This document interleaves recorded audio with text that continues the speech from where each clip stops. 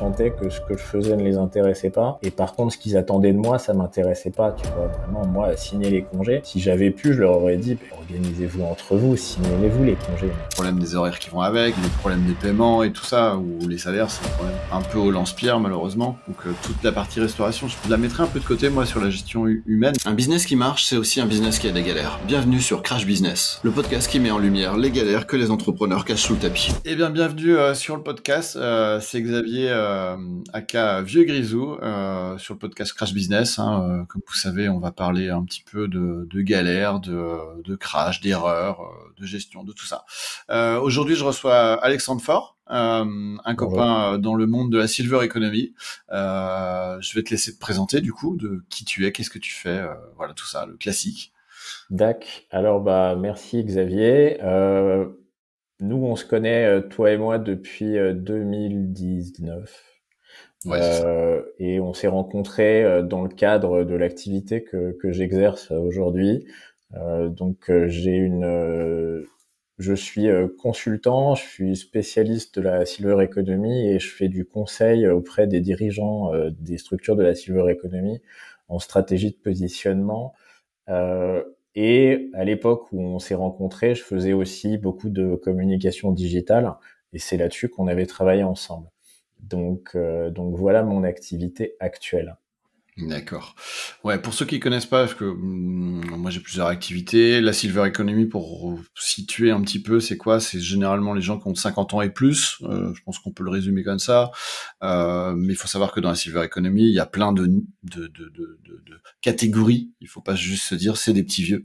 Il y a plein de choses. Donc vous pouvez creuser en allant voir les infos d'Alexandre. Il a une newsletter toutes les semaines qui tombe, qui est super intéressante pour ce monde-là. Et pour ceux qui connaissent pas, moi j'ai une activité qui s'appelle Jugad, qui est de l'assistance au public dit en situation de fragilité, que ça va des personnes âgées ou des personnes en situation de handicap, tout ça. Et on accompagne sur tout le territoire ce genre de personnes. Du coup, l'idée, on est sur Crash Business, c'est de parler un petit peu de galère, un petit peu de tout ça. Alexandre, je te laisse nous raconter. Après, on va du coup rebondir sur tout ça, comment tu ferais maintenant et autres. Raconte-nous, c'est quoi ta petite galère que t'as eue? D'accord, ok. Moi j'ai pas toujours été consultant indépendant. Je suis indépendant depuis 2018. Avant ça, j'ai été salarié dans un groupe de protection sociale qui s'appelle Audience, qui est une caisse de retraite et une mutuelle pour les professionnels du spectacle, de l'audiovisuel et des médias. Et dans ce groupe, j'ai été manager pendant 15 ans et je m'occupais plus particulièrement de la mutuelle. Et quand j'ai commencé à travailler dans la mutuelle, au début, moi j'étais chargé de clientèle, c'est-à-dire que je m'occupais des dossiers des gens, je répondais au téléphone et je gérais leurs problèmes. Et j'ai évolué vers des postes de manager. Et je suis devenu manager. Au début, j'avais une petite équipe de 3 personnes et petit à petit, en fait, quand on est manager, en fait, les équipes grossissent. Et je me suis retrouvé avec des équipes importantes et jusqu'à la dernière équipe que j'ai managée, j'avais une trentaine de personnes. D'accord, ouais, ça Et commence le à faire un peu de monde. management, c'était une grosse équipe. Ouais. Et le management, c'est une compétence que beaucoup de tes auditeurs pourront être amenés à exercer dans leur carrière parce qu'en fait, ça se produit assez rapidement et assez fréquemment, qu'on soit indépendant, chef d'entreprise ou juste cadre dans une société. En fait, le management, c'est très souvent perçu comme un passage obligatoire dans le cadre d'une évolution professionnelle. Et c'est une responsabilité dont on mesure assez rarement la profondeur, parce que quand vous êtes manager, vous êtes vraiment l'interlocuteur unique, enfin pas unique, mais vous êtes un interlocuteur très important des gens que vous encadrez.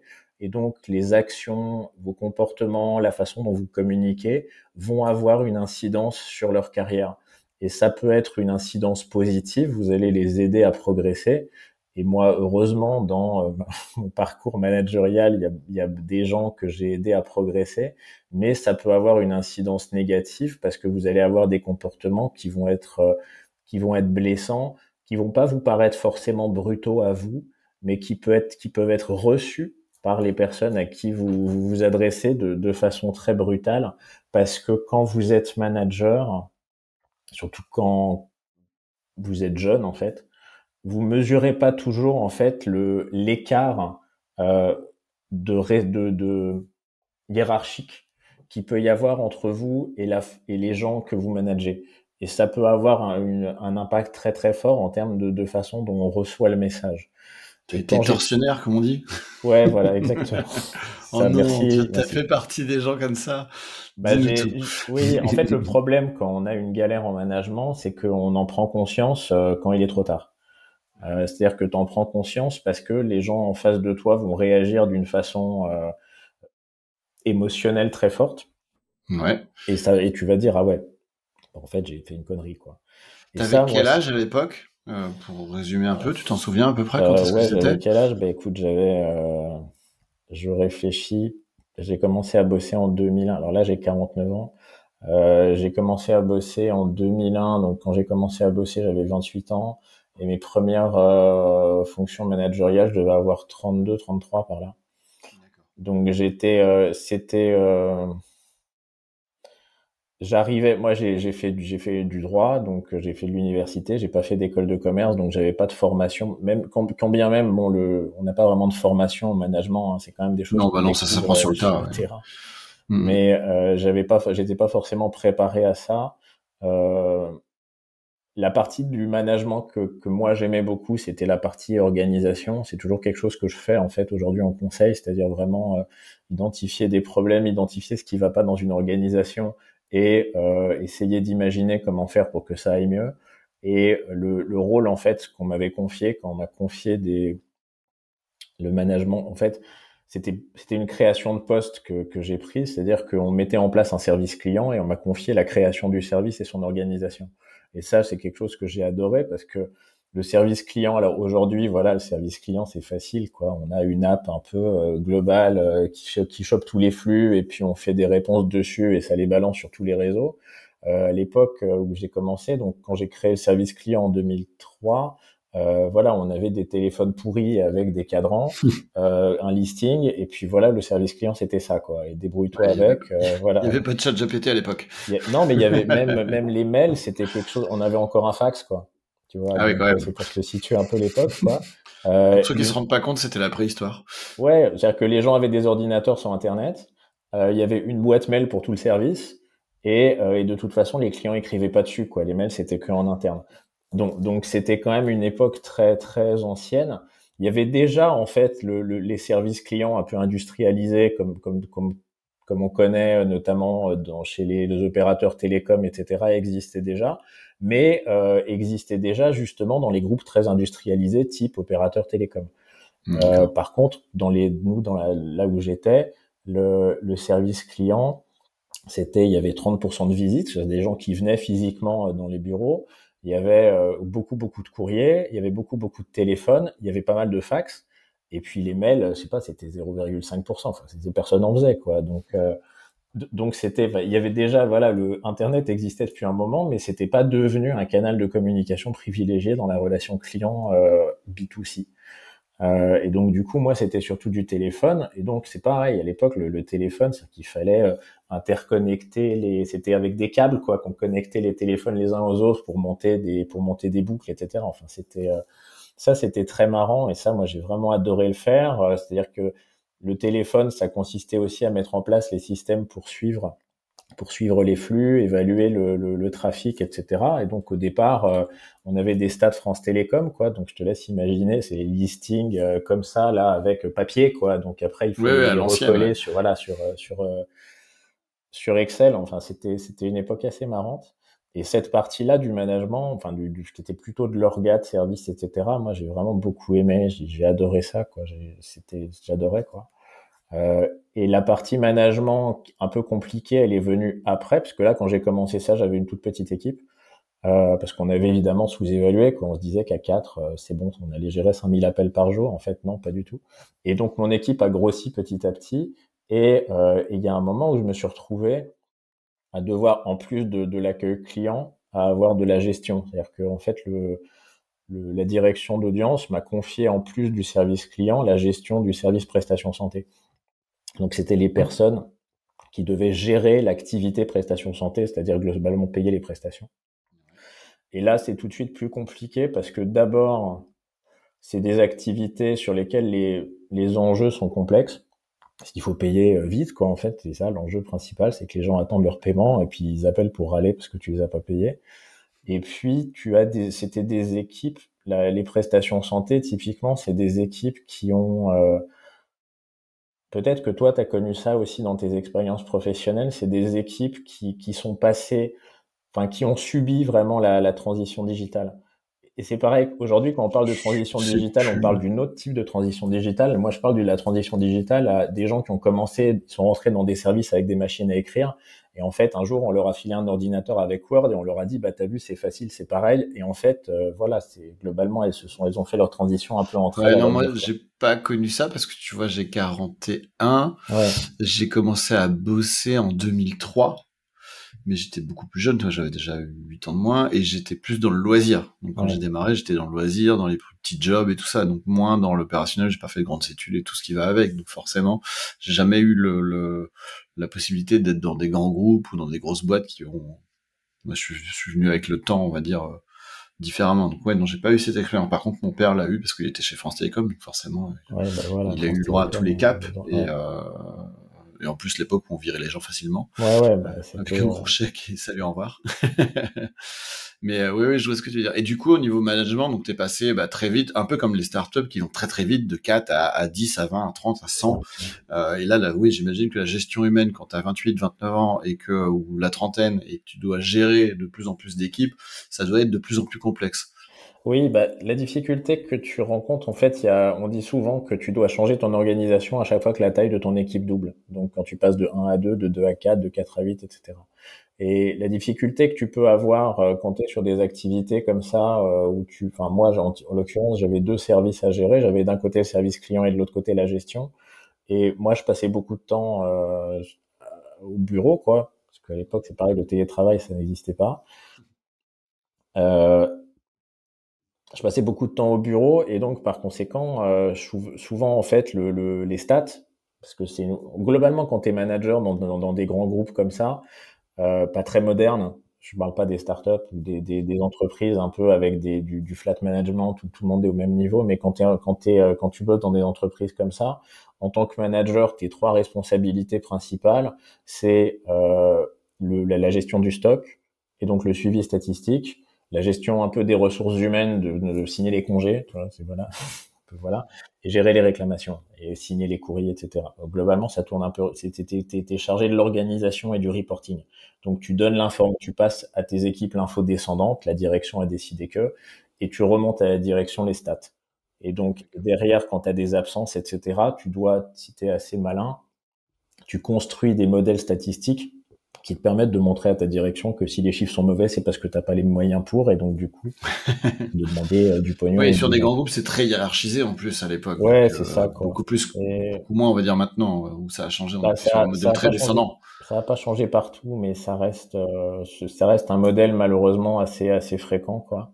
Et c'est assez difficile en tant que manager parce que tu es entre le marteau et l'enclume, tu veux protéger tes équipes, mais bon, tu peux pas les protéger jusqu'à un certain point. Et puis tu veux, mais voilà, tu dois toujours un peu temporiser. Tu peux pas être t'étais l'allié de personne en fait. Tu peux pas vraiment être l'allié de la direction parce que sinon, bah, les gens te jettent des pierres. Et tu peux pas être trop l'allié de tes équipes parce que sinon la direction t'éclate, quoi. Donc du coup, moi, je faisais le soir, en gros, tu récupères les résultats et puis tu fais tes stats et puis tu signes les parapheurs. Ça aussi, c'est pareil. C'est-à-dire que en fait, les gens mettent leur courrier dans des espèces de gros annuaires et puis ils te les filent à la fin de la journée et toi, tu relis les courriers et tu les signes, quoi. Et donc, un parapheur, ça fait à peu près 20 pages. Moi, j'avais une équipe, à ce moment-là, j'avais une équipe de 8 gestionnaires. Donc, c'est-à-dire que j'avais 8 parapheurs, j'avais 80 courriers à relire. Et tu le fais le soir pour pas le faire le matin, quoi. Donc voilà, c'était vraiment des journées passionnantes. Et enfin, L'enfer. c'était passionnant, mais c'était vraiment long, quoi. Et donc, tu signes tes Mhm. parapheurs, et puis s'il y a des trucs qui merdent dans la gestion, bah, à ce moment-là, t'essayes comme t'as pas eu le temps de parler aux gens le matin et que le soir, tu les as pas vus non plus, moi, généralement, je communiquais à mon équipe par mail. Et le problème du mail, mais ça n'a pas changé, hein, c'est toujours la même chose aujourd'hui, c'est que comme t'as pas les gens en face, si tu fais des mails un peu agressifs, les gens le voient pas, quoi. Enfin, tu veux dire que tu vois pas la réaction des gens. Tu vois, si tu recadres quelqu'un et que tu le regardes droit dans les yeux et que tu lui expliques pourquoi il était mauvais, déjà il voit ton expression faciale, etc. Lui, tu vois la sienne et donc tu peux temporiser. Et puis s'il gueule, bah tu peux toujours voilà rattraper le coup. Par mail, tu peux pas quoi. Et ça, Oui, bon, ça c'est a pas froid, changé on va dire. aujourd'hui en fait. Hein, c'est toujours la même chose. Hein, donc ça c'est important. Moi, je le vois. Enfin, vous pouvez l'observer aujourd'hui quand vous avez des clashs, notamment sur les réseaux sociaux. C'est souvent parce qu'il y a une escalade et parce que les gens se voient pas. Et Oui, ben, moi, c'était pareil.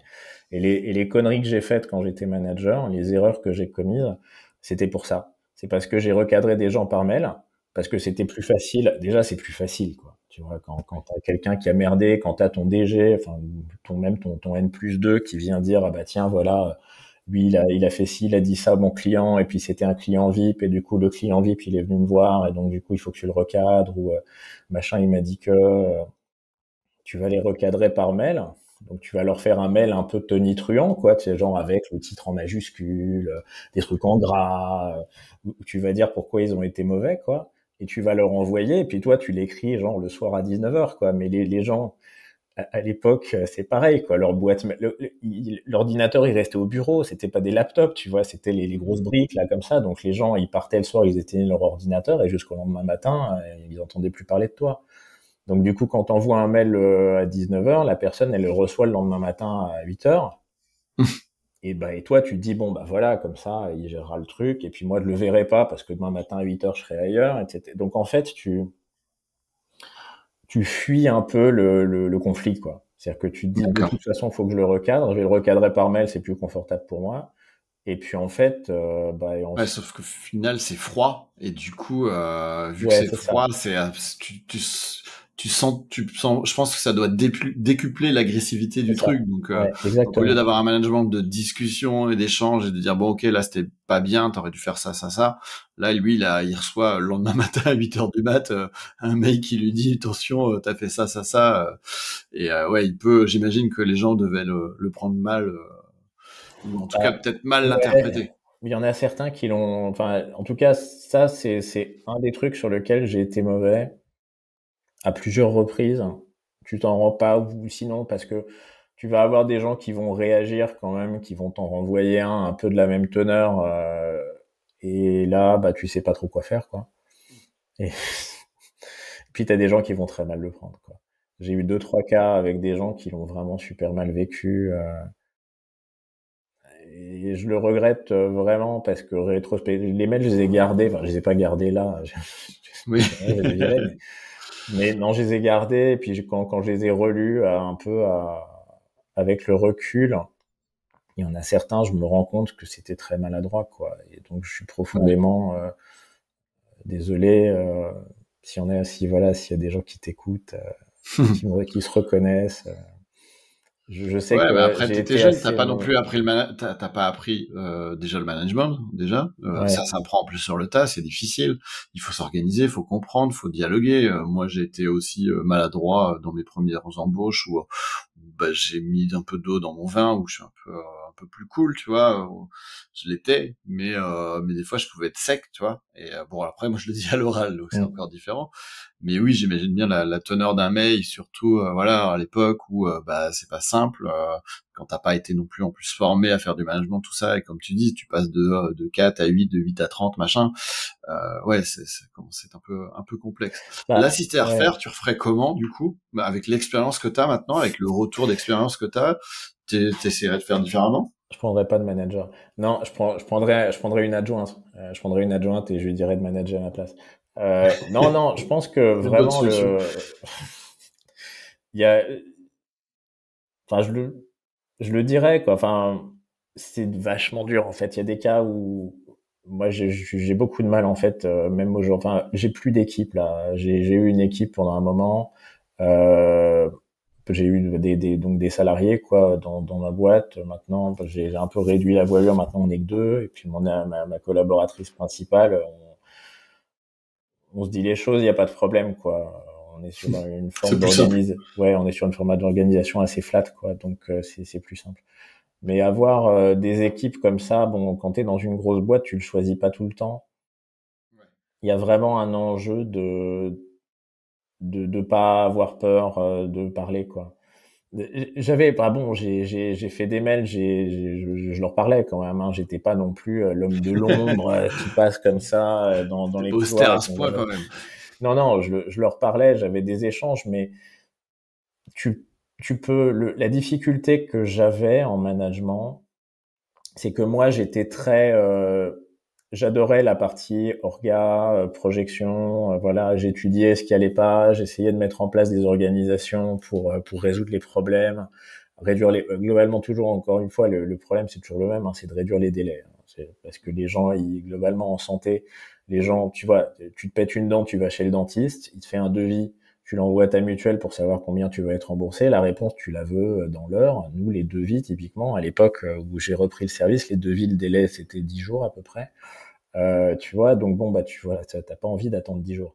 Et quand on recevait alors, les mails, non, parce qu'on ne recevait pas au début, mais les appels, enfin, voilà, c'était très compliqué. Quand on a commencé à recevoir des mails, on avait des engagements qualité qui étaient on vous répond dans la semaine. Tu vois, c'était pour te donner un peu l'ordre d'idée. Moi, aujourd'hui, quand je reçois des mails, je réponds en général dans la journée, euh, donc ou dans l'heure, tu vois, quand c'est des clients, etc. Donc les critères de qualité étaient pas du tout les mêmes. Mais néanmoins, quand tu le vois avec les très bonnes mutuelles aujourd'hui. Moi, typiquement, tu vois, je suis chez Alan Ouais, pareil. depuis toujours. Quand j'ai quitté Audience, je me suis dit la première chose que je ferais quand je créerais une boîte, c'est d'aller chez Alan. Alan, t'as pas besoin de les appeler en fait quoi.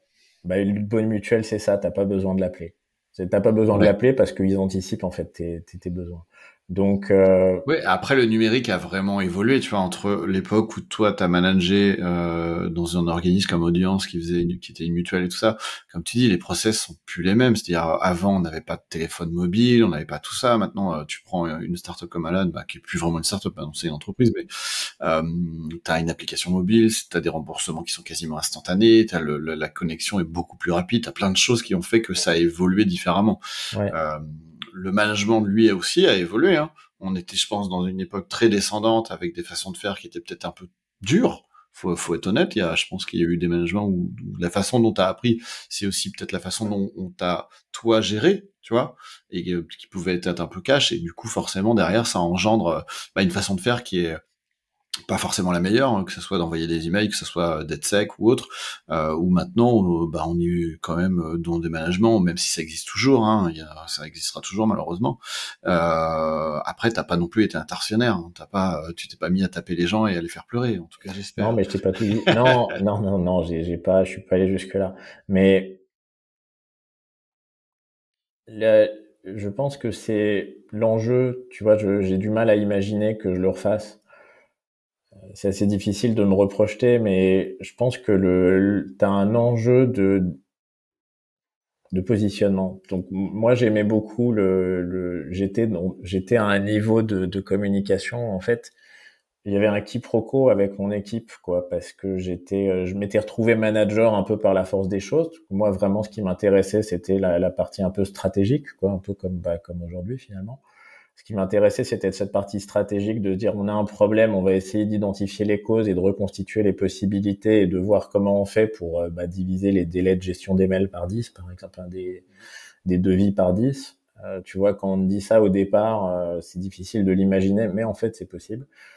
Ça m'intéressait. Mais en fait, cette proposition de valeur j'ai réfléchi, j'ai trouvé les solutions, je vous les propose, on en parle ensemble. L'équipe que je manageais avait pas envie de l'entendre, ils s'en foutaient, quoi. Eux, ils voulaient simplement qu'on leur dise, voilà, faut faire ça. Et donc, du coup, j'avais une décorrélation parce que je sentais que ce que je faisais ne les intéressait pas.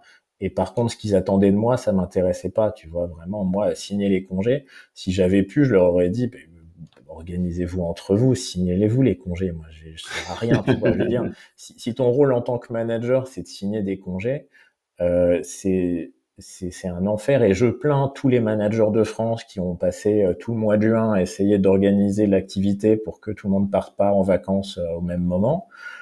Parce que moi c'était ça quoi. Le mois de juin tu passais à essayer de faire des tableaux là comme ça, de négocier pour que tout le monde prenne pas la semaine, cette semaine là parce que ça fait 4 jours donc tu gagnes un jour. Enfin bon, Ouais, je vois ce que tu veux c'était dire. un enfer quoi. Et c'était très compliqué, mais c'est pas cette partie-là qui m'éclatait. Et je pense que la gestion des congés, ça éclate aucun manager. Donc, donc voilà, je pense moi, j'avais une décorrélation entre ce qui me plaisait et ce qu'ils attendaient de moi. Et après, du coup, j'ai pas forcément su me mettre au niveau d'empathie qui était attendu par mon équipe, quoi. Et c'est ça qui explique que les relations étaient tendues parce que j'avais pas bah, finalement le recul que j'ai aujourd'hui pour communiquer. Et donc du coup j'étais maladroit. Et puis bah voilà, c'est sûr que le fait de communiquer par mail, c'est très descendant et ça crée. Il y a un côté en plus qu'on voit peut-être moins aujourd'hui parce qu'on est un peu plus dans une civilisation de l'écrit avec la généralisation des SMS, de WhatsApp, etc. Et de la façon dont on utilise l'écrit dans les communications courantes. Mais quand tu fais un mail et que tu le signes avec un pavé signature officielle, etc., ça a plus en fait, oui, ça prend un côté tout de suite très protocolaire. Si tu t'adresses à des gens qui ont l'habitude de communiquer de façon fluide, en fait, ça tombe là, quoi. Et le problème, c'est que si en plus de ça, comme moi je le faisais souvent, ton mail est un peu bavard et que tu tombes sur quelqu'un sur un rhétoricien, bah il va rebondir en fait sur chacun de tes paragraphes pour t'expliquer, tu sais, bah non, là je suis pas d'accord, là ça, etc. C'est un écrit, donc lui il peut le réutiliser. Tu sais, bon, on faisait pas des deepfakes, mais tu peux le réutiliser pour le repartager. Enfin bon, voilà, j'ai eu pas mal de merde par rapport à ça. Et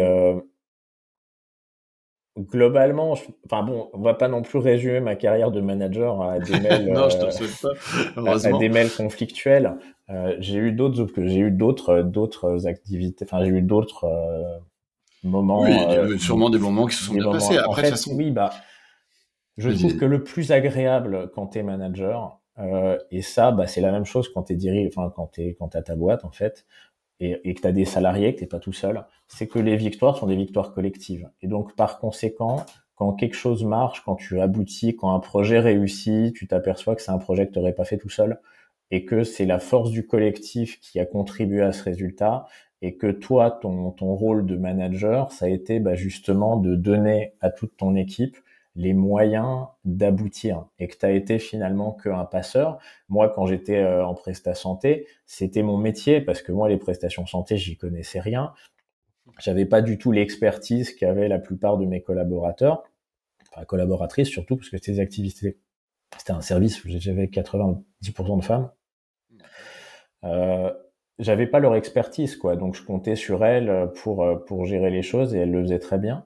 Et donc quand tu atteins des objectifs, quand tu arrives à déstocker tes 2000 dossiers qui étaient en souffrance depuis des mois, ou quand tu arrives à faire des choses comme ça, c'est une victoire collective. Et en fait, toi, en tant que manager, tu prends les choses, tu vois, avec beaucoup plus d'intensité parce que finalement, tu portes en fait cette Oui, tu portes victoire commune, cette tu vois. victoire, ouais. C'est Après, de toute comme, façon, dans la gestion humaine, comme on dit souvent, c'est le problème, il est humain.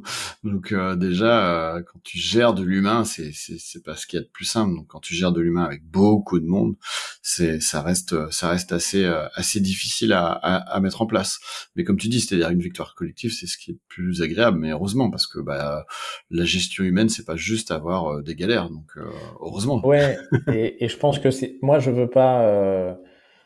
Je pense qu'il y a des gens, enfin il y a des professionnels qui ont plus de facilité que d'autres à faire du management et peut-être que la difficulté dans les organisations actuelles, dans les groupes, enfin dans les groupes où tu as plusieurs postes, enfin Plusieurs strates. voilà, plusieurs strates dans les grandes entreprises, etc. C'est que, comme je le disais en intro, souvent le management est perçu comme une étape obligatoire dans la progression professionnelle. C'est-à-dire que tu vois que si tu as été manager, tu as plus d'opportunités qui s'ouvrent à toi parce que tu as démontré que tu étais capable de gérer des gens, que si tu as été toute ta vie expert technique, tout seul dans ton coin, t'as pas les mêmes opportunités. Et, euh, et que bien souvent, et ça c'est triste parce que c'est quelque chose que je vois souvent ou que j'entends encore souvent, euh, on promeut, enfin globalement, les gens qui sont promus managers, c'est justement des experts techniques qui prennent du galon et qui deviennent managers, alors que c'est pas parce que tu es un bon expert technique que tu es un bon manager. Et Oh oui. d'autre part, c'est même l'inverse, il vaut mieux avoir un petit vernis technique sur une thématique, mais pas être un bon expert technique, parce que ça arrive souvent que les très bons experts techniques fassent pas des bons managers, justement parce qu'ils n'arrivent pas à raccrocher ils n'arrivent pas à renoncer complètement au volet technique et donc ils veulent continuer à en faire. Tu vois ça souvent dans les équipes commerciales, par exemple, tu C'est vois, ce où que il y a un j'allais moment, dire, il y a un ouais. commercial qui prend du galon, qui devient le manager d'une équipe commerciale, et ben il a du mal quand même à renoncer complètement, lui, à faire de la vente. Et donc, du coup, il est Ouais, toujours un peu pris parce que lui, il fait de la vente, donc il est payé. En plus, il a des coms. Donc, du coup, quand il fait du management, il gagne pas d'argent. Et donc, du coup, il est frustré. Donc, en fait, il manage pas bien. Et la boîte est deux fois pénalisée. D'abord parce que c'est un très bon vendeur. Donc, du coup, bah, il vend deux fois moins. C'est con, ouais. Et d'autre part, parce que en plus, l'activité l'emmerde. Et donc, il y a un moment où bah, il va partir, quoi. Donc c'est pas forcément le meilleur technicien de ton équipe qui fera le meilleur manager. Et par contre, lui, si tu lui proposes, il va rarement dire non parce qu'il va sentir, typiquement, on prend l'exemple bah du valoriser, ouais, ouais. commercial qui devient le chef d'équipe, bah, il va sentir que s'il veut devenir directeur commercial, bah, de toute façon, il est obligé d'en passer par là, quoi. Et donc, il y a ce problème de comment dire non, quoi. Comment dire non, écoute, non, en fait, j'ai pas envie, Ouais, quoi. après c'est difficile, mais moi je l'ai déjà vu plein de fois où, comme tu dis, c'est-à-dire des commerciaux qui sont très très très bons et qu'on propulse d'un coup manager parce qu'on se dit bon, ils vont essayer de former les autres et d'être et d'avoir du coup une grosse force de frappe qui va être très très forte. Et en fait, des fois ils sont juste très bons commerciaux. Par contre, c'est des vrais quiches en management et du coup ils vont être horribles. Moi je l'ai vu dans des activités où on faisait à une époque j'ai fait du porte-à-porte, tu sais, sur des alarmes et tout ça, et ils avaient mis des petits jeunes commerciaux qui étaient très très bons en vente mais mauvais en fait en gestion de management. Et là t'arrives là-dedans, c'est une vraie boucherie parce que le mec il va te proposer un service, il va dire allez-y, il faut y aller, et en plus derrière il va mal gérer, on va dire, le côté humain. Et du coup, il va être juste sur de la vente, de la vente, de la vente, de la vente. Et alors que bah c'est difficile. Faut essayer d'accompagner l'équipe aussi, tu vois. Et tout le monde n'est pas aussi bon que lui. Donc du coup, ça crée des tensions de ouf. Et ça, Ouais. c'est un peu une problématique. Et, je trouve que l'exemple des commerciaux, ouais, c'est souvent c'est le cas, je Donc, trouve. ouais. Mais pour autant, tu vois, les managers d'aujourd'hui, en plus, ils sont confrontés à un défi supplémentaire avec le travail à distance, Ouais, avec le avec le fait de travail en devoir plus, ouais. donc, bah, voilà, gérer des équipes, etc. Et puis, avec l'évolution des aspirations des salariés qui réclament quand même plus d'autonomie, plus d'équilibre vie pro, vie perso, euh, plus enfin, voilà, plus de sens.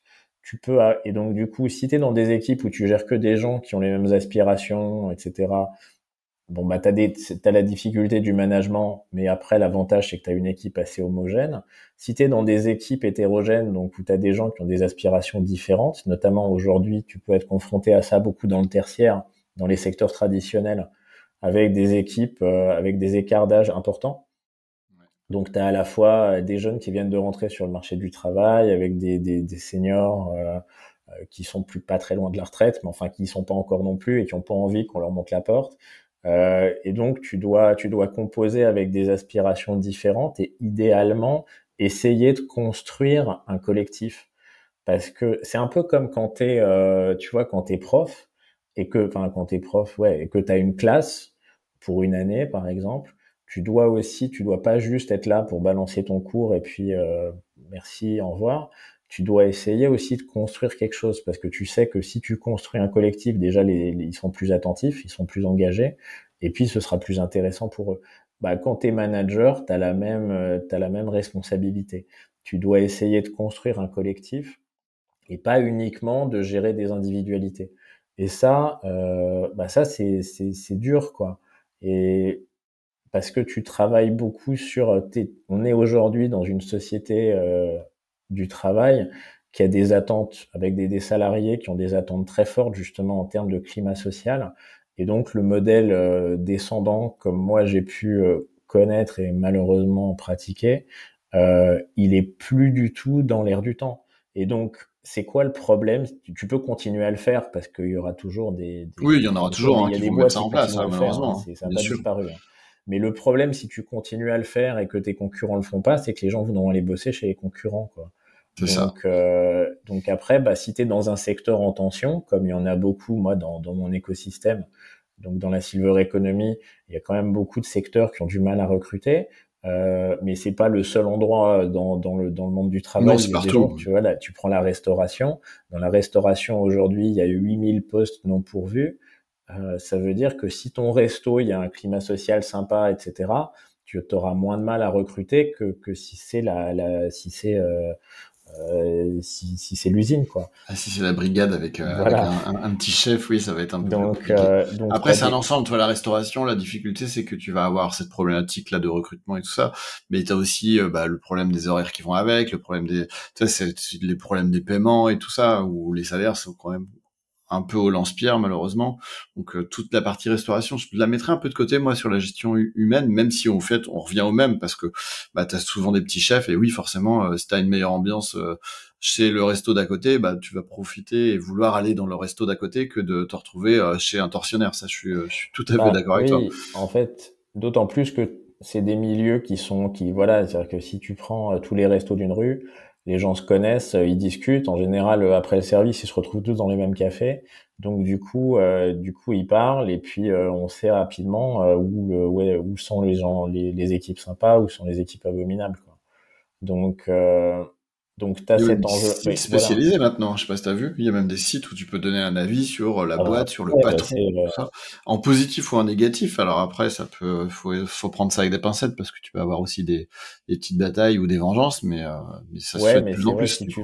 si tu vas sur des sites genre Glassdoor ou enfin, ouais, Indeed, t'as ça, et non seulement t'as ça, mais en plus quand tu t'inscris, en fait, on te demande de le faire, quoi. On te dit voilà, dénoncez votre employeur, tu balances ton patron, quoi. Et donc du coup, ouais, ça donne un élément parmi d'autres. Les réseaux sociaux permettent aussi quand même de mesurer un petit peu bah justement l'engagement, l'ambiance. C'est Oui, des bah oui. choses qui sont plus perceptibles qu'avant, quoi. Et est-ce que c'est une bonne chose? Est-ce que c'est une mauvaise chose? En fait, on s'en fout parce que le fait est que c'est comme ça, quoi. Donc, tu peux pas Oui, te oui. dire c'était mieux Après, dans un avant. sens, c'est bien aussi parce que du coup, ça peut dénoncer plus facilement des dérives qu'il y a eu à une époque ou des mauvaises gestions, ce genre de choses. Et du coup, quand ça devient plus visible, bah t'as moins de mal à le cacher, tu vois. T'as plus de mal à le cacher, je veux dire, qu'à une époque où il pouvait y avoir bah, des erreurs de management où les mecs étaient vraiment mauvais et du coup, ils étaient un peu euh, pas tortionnaires, mais tu vois, un peu maladroits et du coup, ou même plus que maladroits. Hein. Il y a eu des gens qui étaient pas top et qui du coup ça se voyait moins, tu vois. Je pense il y a 10-20 ans, c'était quand même plus difficile que maintenant, je trouve. Où là, c'est plus visible, tu vois, s'il Ouais, commence à bah, avoir des trucs, je voilà. pense que ça. Alors moi, Tant l'avantage mieux c'est, pour toi, du coup. ouais. Non, mais moi, Non, je chez rigole. Audience, c'était une entreprise. Alors, les caisses de retraite, c'est des entreprises où le dialogue social est très fort. Oui. C'est-à-dire que globalement, le dialogue social avec les syndicats est très fort. C'est-à-dire que les représentants du personnel sont vraiment écoutés. C'est pas le cas partout, hein. Elles sont vraiment écoutées, respectées. On voit au chapitre. Et donc, du coup, moi, en fait, j'ai souvent, quand j'étais manager, quand j'ai fait mes erreurs, je- c'est pas forcément ma direction qui m'est tombée dessus ou qui m'a aidé, mais c'est plutôt les représentants du personnel. Ils sont D'accord. venus me voir en me disant bah il y a machin qui est venu nous parler, il paraît que voilà. Et du coup les représentants du personnel, comme toi quand t'es manager en fait t'es salarié, donc les représentants du personnel ils te représentent aussi. Donc ils viennent te voir, bon bah parce que ils ont eu mais tu peux dialoguer avec eux, quoi. Et ils peuvent Oui, t'es pas t'aider, ils dans sont la plus direction, conciliants. Voilà, ouais, c'est t'es pas, entre les deux. Mais comme tu c'est dis, c'est pas, un peu avoir le cul entre deux chaises, c'est-à-dire que d'un côté t'as les salariés, de l'autre t'as ta direction, et toi tu te retrouves à devoir manager les équipes et à oui, le faire de bah, façon maladroite, mais je voilà. pense que le principal problème quand tu es manager, c'est l'isolement. C'est que, alors, mais c'est pareil quand tu es dirigeant, hein, de société. Moi, je le vois aussi, je le vis aussi en tant que dirigeant aujourd'hui. Le principal problème, c'est l'isolement. Ça fait que quand tu as un problème, tu vois pas bien à qui en parler, quoi. Alors, Quand t'es dirigeant de société, tu peux faire partie de clubs, de mastermind, etc. Donc ça te permet d'avoir des gens à qui en parler et je pense qu'il faut le faire. Quand t'es manager, bah il faut aussi trouver des gens à qui en parler parce que c'est pas ton conjoint qui va t'aider, c'est pas tes enfants non plus, tu les saoules pas avec ça. C'est pas forcément ton N+1 parce que t'as pas forcément envie de lui dire et c'est certainement pas tes collègues donc ou tes collaborateurs. Enfin tes N-1 quoi. Donc après, tu as intérêt à trouver quelqu'un qui puisse t'écouter. Il faut pas aller l'étaler sur LinkedIn parce que ça peut un peu se retourner contre toi au bout d'un moment. Et donc, tu as vraiment cet enjeu de trouver des gens neutres qui vont t'aider. Qui vont t'aider à gérer les crises parce qu'en fait, quel que soit le niveau de préparation que tu as, il y en aura. Tu feras toujours une connerie que t'as pas prévu, tu vois. T'auras anticipé des trucs, mais pas tout. Donc il y a vraiment cet enjeu d'anticipation en fait, enfin pas d'anticipation, mais plutôt de réaction derrière et de pouvoir débriefer, et de pouvoir rattraper tes conneries. Parce que si tu fais une erreur de communication, moi, ça m'est arrivé sur certaines erreurs de communication, alors pas forcément à l'écrit, hein, mais aussi à l'oral, où c'est un peu monté dans les tours avec des collaborateurs, de derrière faire de la médiation, quoi, et de dire, c'est pas à moi que c'est arrivé. J'ai deux Ouais. collaboratrices qui se sont fritées entre elles, et donc qui en étaient vraiment à sortir un peu, à se balancer des trucs à la tronche, quoi. Et donc je leur ai dit voilà, vous vous posez chacune de votre côté, là, vous vous séparez, vous rentrez chez vous, et demain matin, on se voit et on fait une médiation. Dialogue, ouais. Et De ça marche toute bien. façon, la base même sur du management, c'est de réussir à mettre en place du dialogue, même si c'est pas simple. Je pense à structurer et autres, et c'est jamais facile, tu vois, d'aller voir ton responsable, ton manager, ton patron, de lui dire voilà, j'ai ça comme galère, ou tu m'as parlé comme ça, c'est jamais simple, on va dire, je pense. Mais non, je pense que c'est toute la difficulté du management, et comme tu viens de dire, c'est-à-dire de cette galère qu'il y a eu sur la gestion humaine, c'est de réussir à dialoguer avec les personnes et pas forcément utiliser des emails ou des méthodes qui correspondent pas, ou en tout cas qui correspondent pas aux besoins du dialogue à ce moment-là quand t'as un souci avec les personnes. Ouais, Euh, exactement. on a fait un gros tour, on arrive déjà à la fin de notre timing. C'était super intéressant, Alexandre. Si là, il nous reste 5 petites minutes, si tu veux, si tu as quelques petits tips autres que la gestion humaine à donner, puisque c'est toujours intéressant de rapporter, ou même si tu as un livre, un truc à conseiller ou autre, vas-y, n'hésite pas, qu'on puisse échanger Ouais. là-dessus, et après on va clôturer là tranquillement. Bah, si on veut, alors moi, globalement, de toute façon, comme on l'a dit, je pense que l'idée de toutes les dans le tertiaire aujourd'hui, même si les réseaux sociaux ou justement WhatsApp, etc., nous donnent l'impression d'une certaine distance avec nos interlocuteurs, on est quand même beaucoup sur de la relation humaine et c'est Mhm. important parce que je pense que c'est ça qui fait vraiment le sel de notre travail, quoi, de notre du sens, qui donne du sens au quotidien. C'est vrai qu'on cherche tous finalement à avoir du sens dans ce qu'on fait, dans avoir un impact, etc. Et ce sens, on le trouve dans les interactions qu'on va avoir avec des gens. Si on est dans des travaux, dans des activités où on est complètement isolé finalement, où on a peu d'interactions, on perd un petit peu pied avec ça, quoi, parce qu'on peut pas mesurer vraiment l'impact de ce qu'on a fait. Et la meilleure preuve que vous puissiez en trouver, c'est rappelez-vous comment vous étiez pendant le confinement, quoi.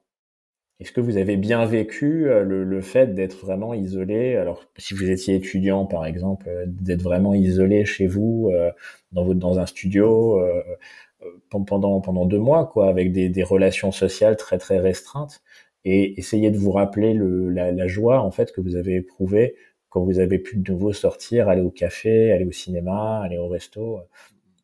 Moi, ça m'a vachement marqué justement à la sortie du premier confinement, donc le fin en juin 2020, le l'impact émotionnel, c'est-à-dire que les cafés avaient mis des terrasses, en plus tout n'avait pas rouvert, quoi. Donc les cafés, ils avaient sorti des chaises sur des centaines de mètres, etc. Il y avait plein de monde dans la rue, il y avait un besoin en fait de se retrouver qui De est dialogue, très ouais. fort. C'est ça qui fait, je pense, l'intérêt du travail aujourd'hui, c'est d'arriver à être dans des environnements où vous allez pouvoir avoir des interactions avec des gens avec qui vous aimez avoir des interactions. L'objectif, c'est ça, quoi. C'est que c'est sûr que si vous prenez la tête dans votre travail et que vous avez l'opportunité éventuellement d'en changer, bah, il faut essayer de la saisir, quoi, parce que l'objectif, c'est d'arriver quand même à aimer ce qu'on fait, quoi. Ouais, il faut Il y se aura sentir toujours bien des dans son parties job. chiantes, hein. Ah bah, Toujours des parties chiantes, ça oui. n'existe pas, hein, les problèmes. Les Donc boîtes où il n'y a pas de problème. j'ai pas forcément enfin, tu me prends au dépourvu sur les bouquins, mais Non, mais bouquin je, ou tips ou moi, rien, hein. Ça peut être un global, podcast, non, un truc, mais tu vois. je pense que l'enjeu, il est là, quoi. C'est vraiment se dire, il y a vraiment comment je fais, quoi, dans mon quotidien pour avoir des interactions. Est-ce que les interactions que j'ai me plaisent ou pas, quoi? Et si ça me plaît pas, comment je peux en avoir des plus sympas? Comment je peux me construire en fait un réseau pour avoir des interactions qui sont utiles à mon quotidien. Je pense qu'il y a vraiment cet enjeu-là. C'est assez facile, notamment quand je le disais dans le management, mais c'est pareil quand on est dirigeant, de s'isoler. Et le problème quand on s'isole, c'est qu'on n'a pas de miroir. Enfin, si on n'a qu'un miroir justement, on n'a pas si on n'a pas un interlocuteur qui va nous aider en fait à progresser, assez rapidement on va s'ennuyer et en plus assez rapidement on va commettre des erreurs parce qu'on va tourner en boucle. Et donc il y a vraiment cet enjeu d'arriver à se constituer un réseau, quoi, un réseau Ouais, ouais, je suis d'accord de avec toi, gens hein. avec qui tu peux discuter, quoi. C'est réussir à avoir un dialogue avec la personne ou avec des personnes pour pouvoir éviter de se trouver dans l'isolement et du coup de faire des erreurs, que ce soit en management ou même dans la gestion de boîte et tout ça. Bah Alexandre, on arrive au bout. Ouais. Je te remercie énormément d'avoir participé à ce petit podcast et être parmi mes premiers cobayes aussi, hein, parce que tu dois Ouais. être le 6e podcast, si je dis pas de Bah, bêtises. Là, il y en a un qui ça sort va, demain. c'est déjà lancé, là. Donc, ouais, bon, après le plus dur c'est de réussir à tenir Oui, un c'est par ça. semaine. Ouais. Ça c'est mon objectif, donc on verra. Hésite pas, si t'as un petit mot de la fin, genre à dire pour voir si quelqu'un a écouté jusqu'au bout, ça serait quoi ton mot, le mot que les gens doivent écrire dans les commentaires et tout ça. Tu sais bien, on est dans le classique Ah de bah c'est YouTube ou autre. formidable, formidable. En fait, il faut pas juste mettre un Formidable. mot, quoi. Il faut le repartager. Parce Oui que aussi. l'enjeu, justement, c'est que on parlait de la parole et de l'échange, etc.